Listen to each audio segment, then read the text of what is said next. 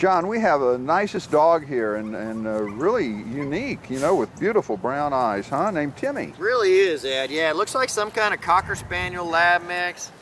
Very sweet dog. Just picked him up from county. Very sweet. Gets along with the, yeah. So nice. Are you a good dog, Timmy? Yes, you are, baby. Timmy's just looking for his forever home, and we're going to find it for him.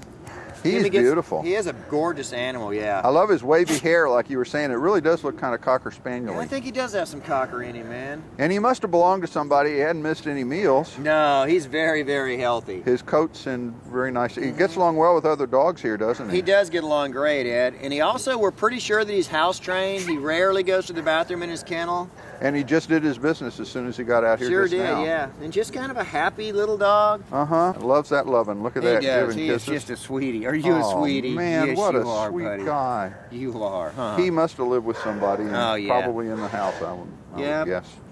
So it looks like they took good care of him. He's heartworm negative, I guess. Heartworm negative, yes, sir. Excellent.